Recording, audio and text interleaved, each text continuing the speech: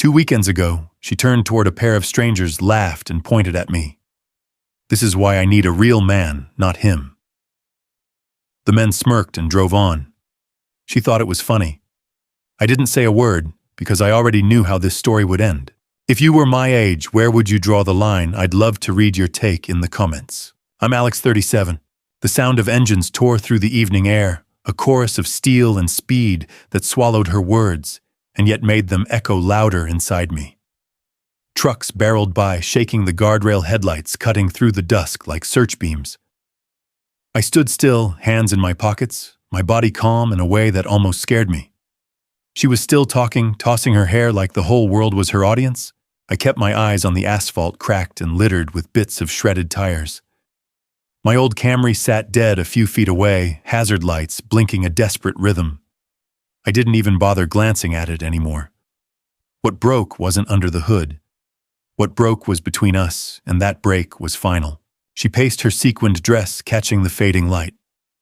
Every few seconds, she looked down the freeway, as if the party would magically appear and scoop her up. Then she looked back at me, eyes sharp, daring me to react. I didn't. Minutes dragged.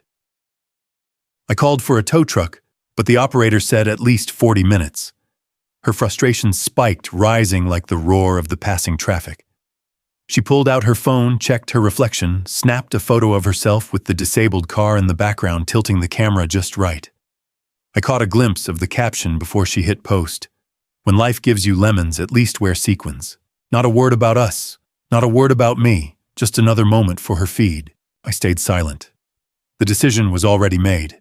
I remember the look on those men's faces when she said it, the strangers in the passing truck. They smirked, one of them even chuckled. To them, I was nothing more than the butt of her joke, a weak man standing beside a broken car. And she was fine with that. She handed them my dignity as casually as someone hands out business cards. I let the thought settle like dust after a storm. My heart didn't race. It slowed. That was the surprising part. Rage would have been natural, maybe even shouting back at her, but that wasn't me. I knew anger only feeds a fire. Silence, though silence, is what suffocates it. So I pulled out my phone thumb, hovering over the rideshare app. Comfort Economy Black SUV. My eyes locked on the most expensive option, $95 for a ride to Woodinville. I booked it without hesitation. She noticed, of course. Good.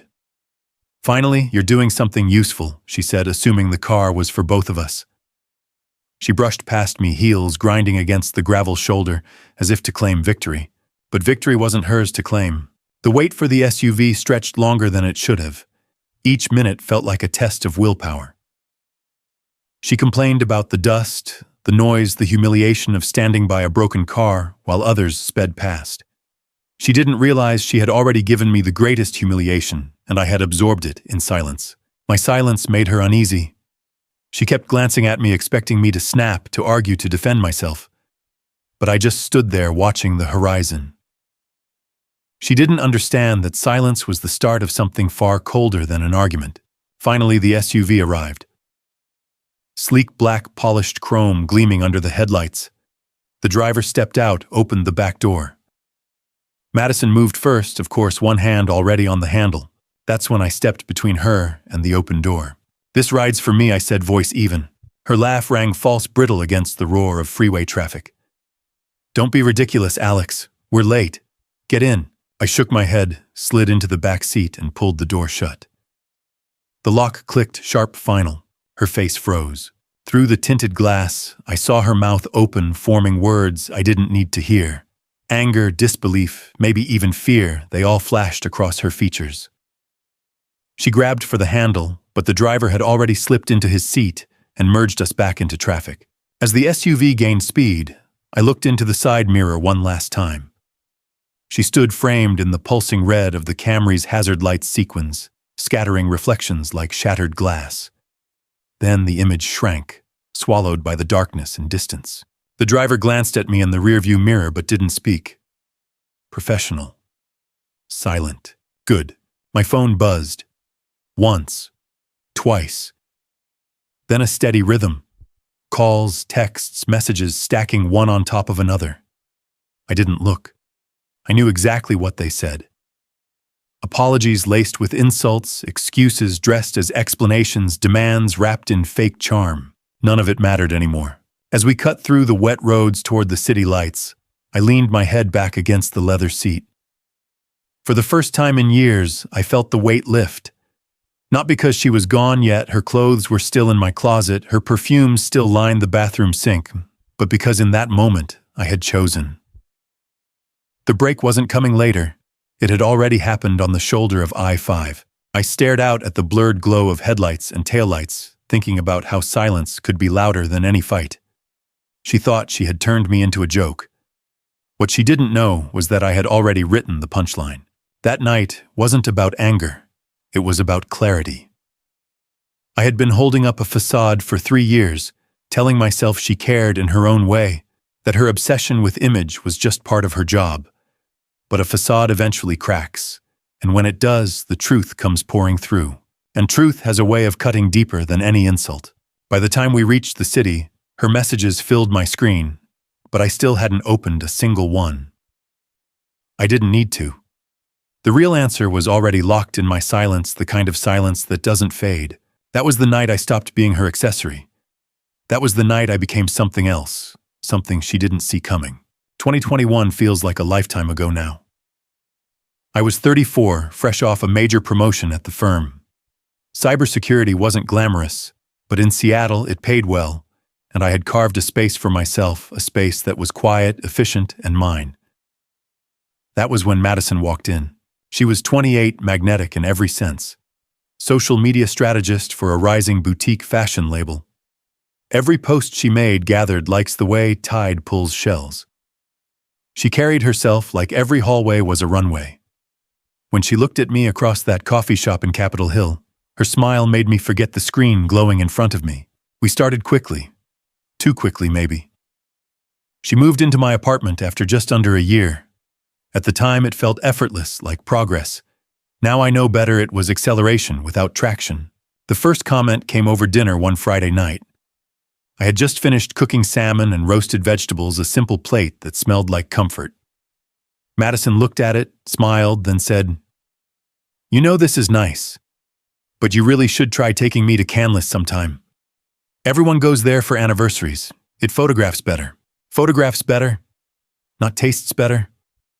Not feels better, just photographs." I laughed it off, telling myself it was her job to think like that. She lived in pixels and filters while I lived in lines of code and system logs. Different languages. Then came the car. My Camry wasn't new, but it was reliable. 6 years old, paid off, no debt hanging over me. To me, that car was freedom. To her, it was camouflage she couldn't stand wearing.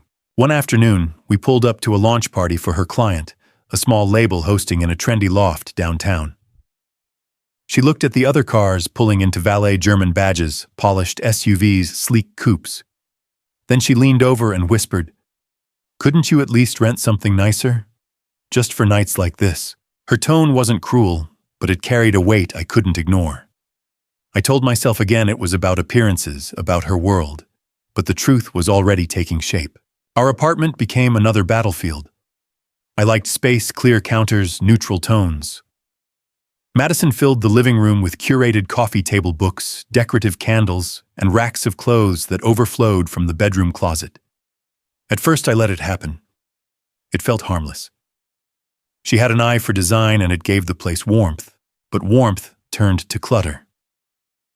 I remember tripping over shopping bags one night, bags full of shoes that hadn't even been unwrapped. She was lying on the couch, scrolling her phone, posting a story with the caption, "Long day," but retail therapy saves the soul. I stared at those bags and wondered when our space had turned into her set. The digs grew sharper over time. "Your shirts are so plain. Can't you wear something with structure? Your office job is important, I guess, but no one really sees it. It's invisible. Let me pick what you wear for this dinner. Trust me, it'll look better in photos." Each line was a pinprick. Small enough to brush off, easy to excuse as jokes or quirks. But 3 years of pinpricks bleed a man dry. One evening stands out. We were meeting friends of hers at a rooftop bar. I wore a clean button-down, nothing fancy. As we walked in, Madison tightened her grip on my arm and whispered, At least stand straighter so you don't look like my accountant. Her friends laughed a little too loud that night, glancing at me, then back at her. I felt like I was part of the backdrop, not the man she introduced proudly, but the prop she tolerated. I told myself again it was nothing. That she was stressed, juggling campaigns, chasing likes. That maybe I just wasn't keeping up with her world. The truth, I saw it all. I just chose not to look directly.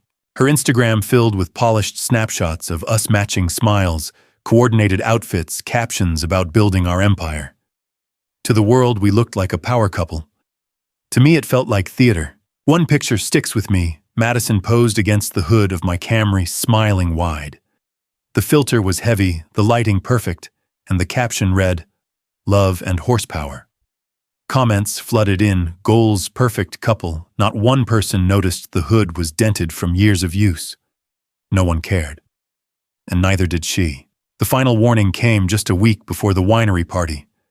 Madison was packing for the weekend trip. I watched her load outfit after outfit into the suitcase, 3 gowns, 2 cocktail dresses, half a dozen shoes. For a 2-day stay. "Isn't that a bit much?" I asked, trying to sound casual. She didn't even look up. You never know what photos will pop up. We need to be ready for anything. We, not her, we. That's when it hit me hardest. In her mind, I wasn't a partner. I was a brand extension. Looking back now, every comment was a breadcrumb leading to that shoulder of I-5. Every laugh at my expense, every sigh over the Camry, every post that turned our lives into a curated gallery, it all pointed to one truth. She was never going to see me, not the real me, only the image she wanted to project. And I kept ignoring the signs, thinking silence would keep the peace. I was wrong. The SUV slid up the shoulder like a shadow on wheels. Black paint gleaming under the orange haze of freeway lights, chrome edges catching the last scraps of sun. To anyone else, it was just another ride share. To me, it was a door swinging shut. The driver stepped out. Jacket, pressed shoes, polished, the kind of professionalism you barely notice, until you realize how much it steadies the moment. He scanned the dead Camry, then looked at me with a simple nod as if to say, "Ready when you are." Madison moved first. Of course she did. She strode forward, heels stabbing gravel sequined dress, throwing fractured beams into the dark.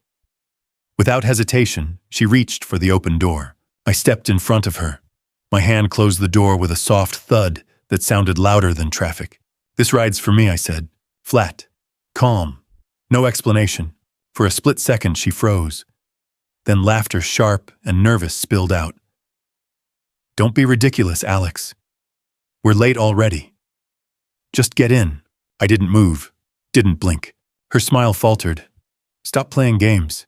But I wasn't playing. I pulled the door open, slid inside, and leaned back against leather seats that smelled faintly of cedar.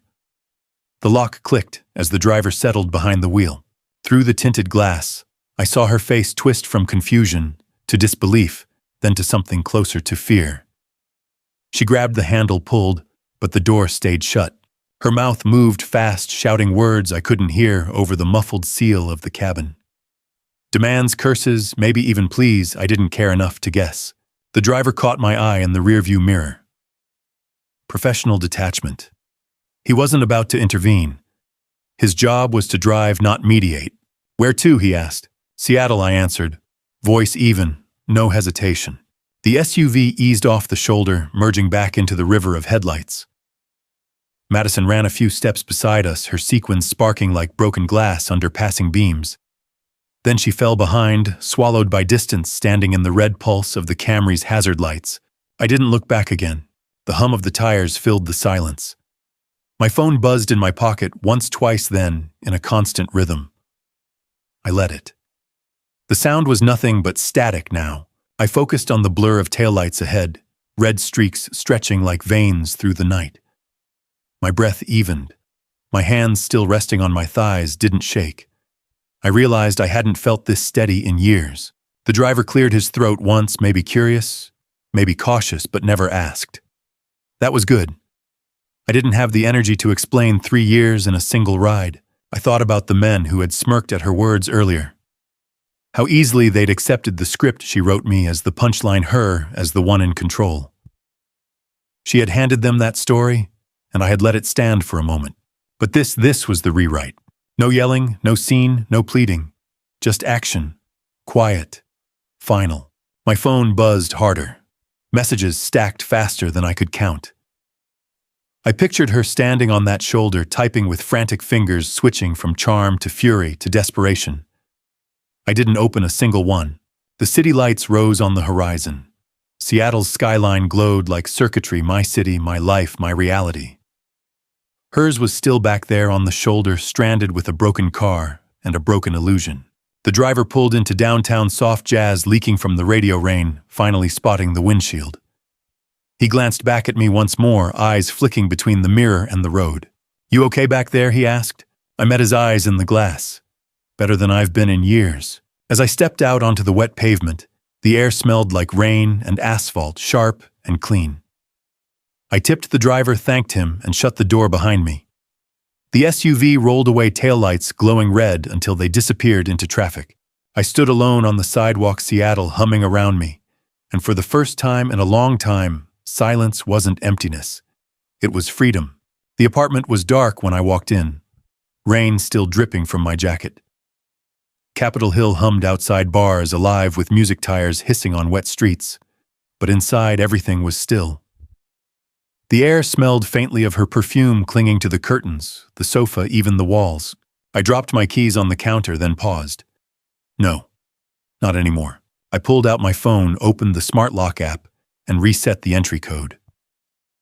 The panel on the wall glowed, digits shifting into a new sequence, a digital line drawn in seconds.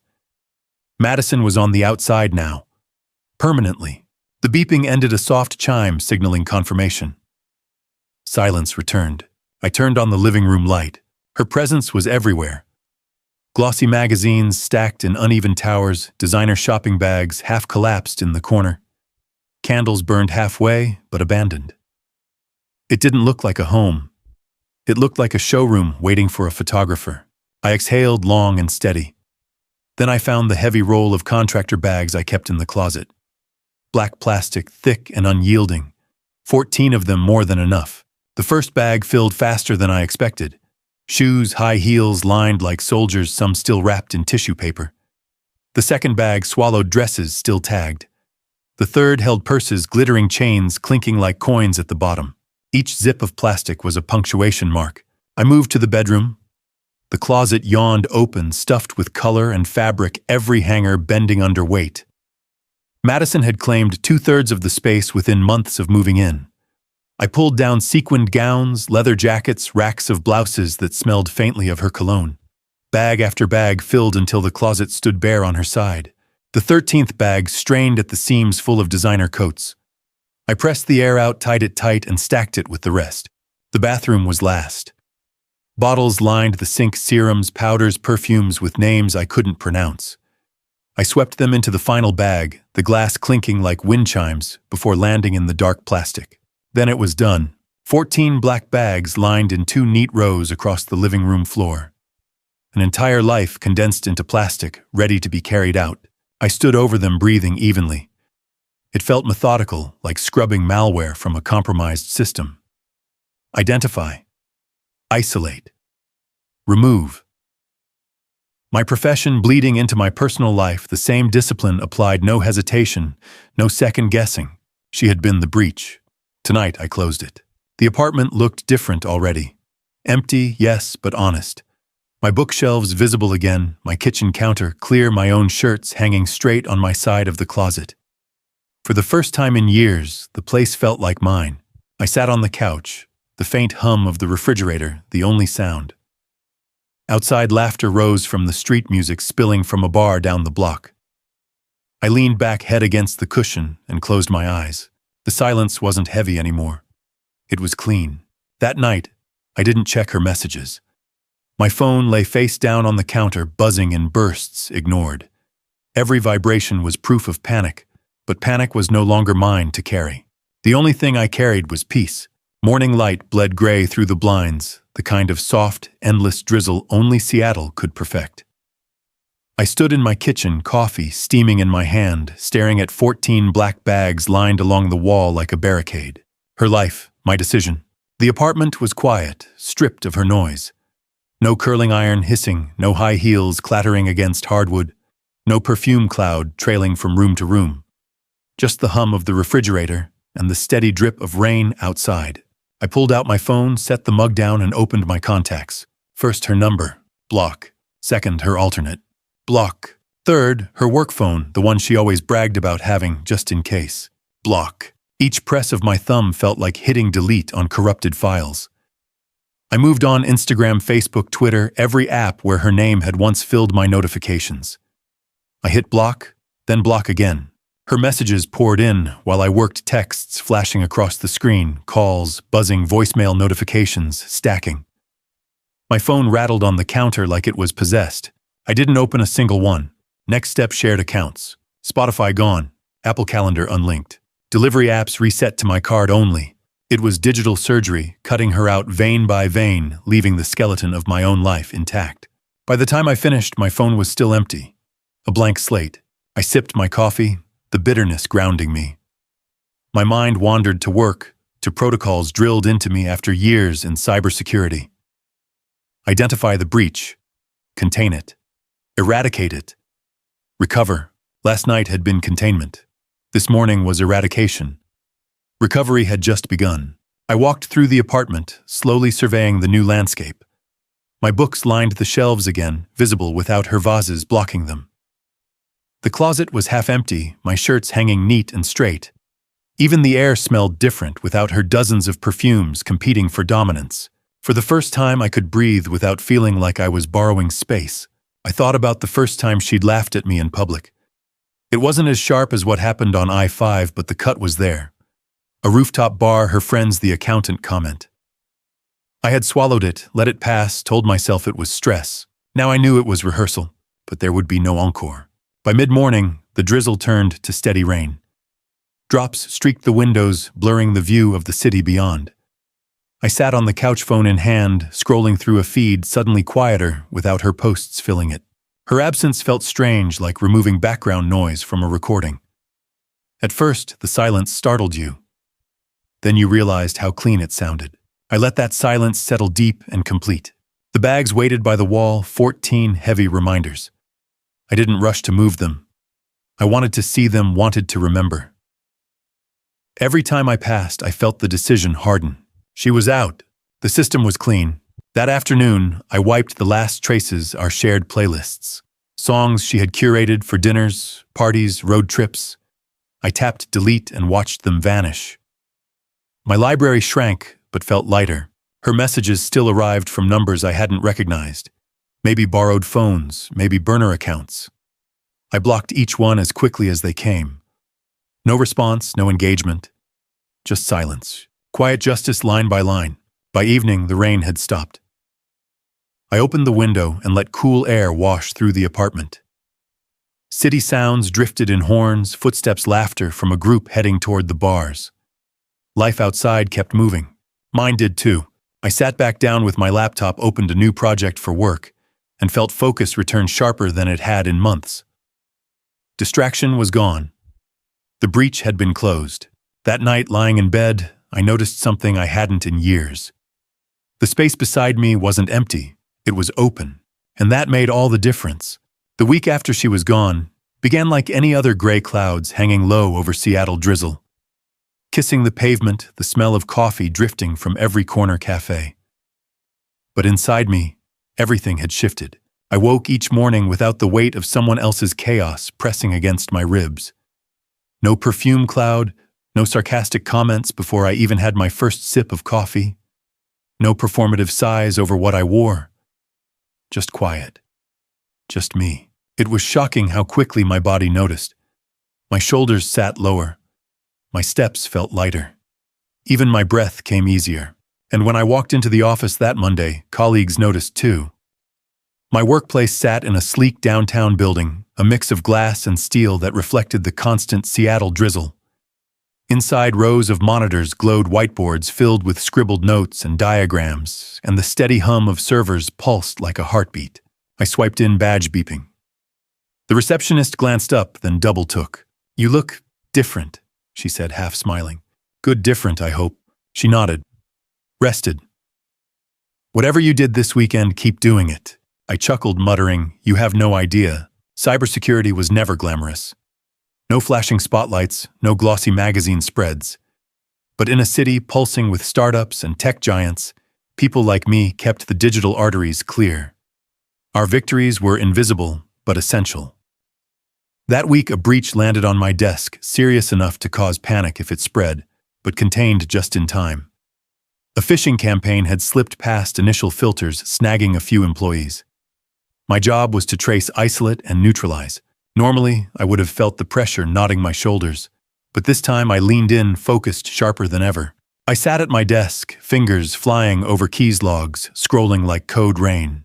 Every line told a story: who clicked what, where the entry point opened, how the attacker threaded through. Colleagues gathered, murmuring updates, waiting for direction. Check workstation 12 quarantine, I said, voice calm. Got it. Lock down external access until I clear this. On it.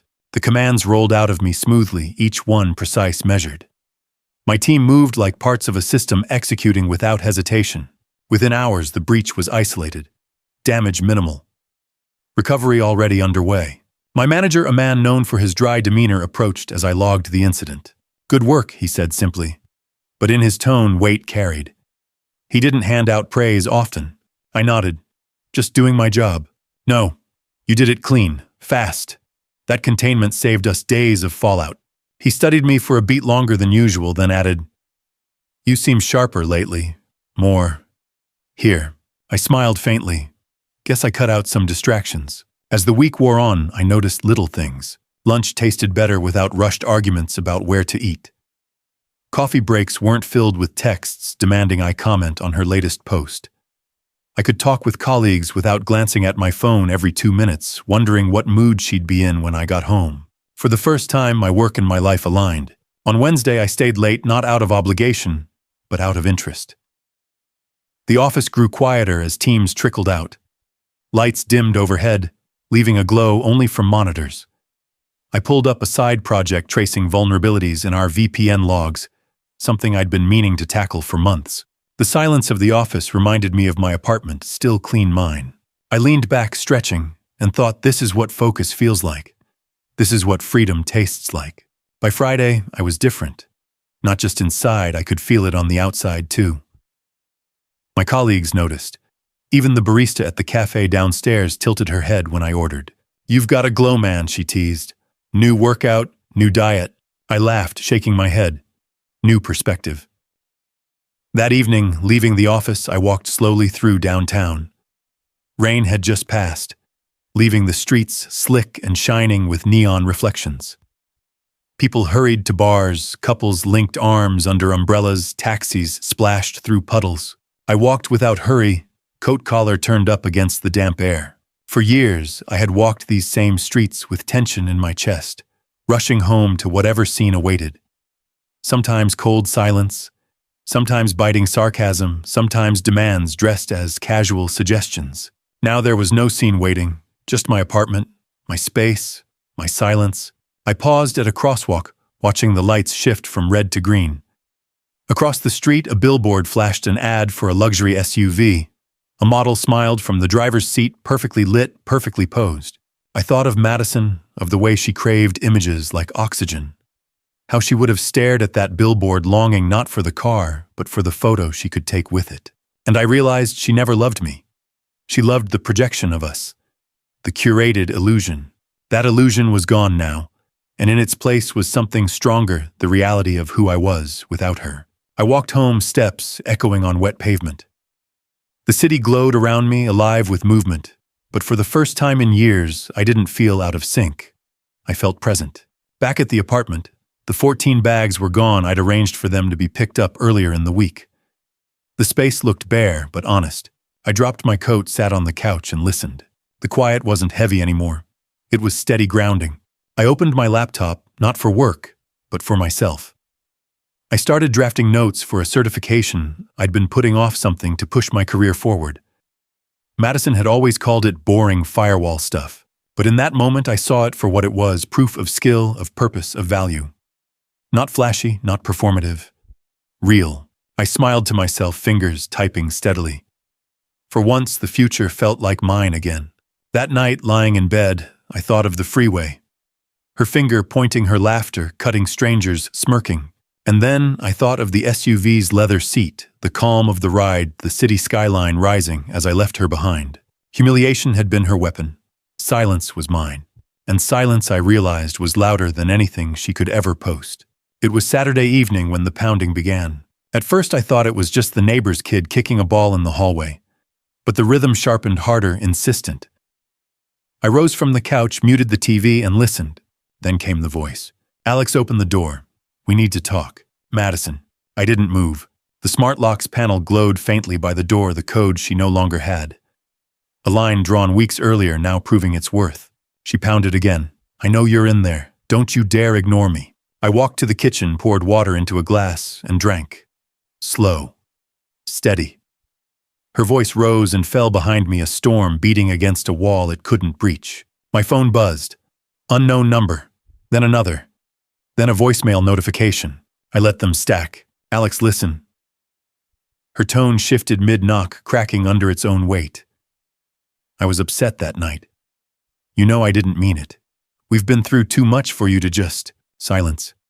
Then a softer knock. Please, just let me in. We can fix this. I sat back on the couch, the glass of water cold in my hand.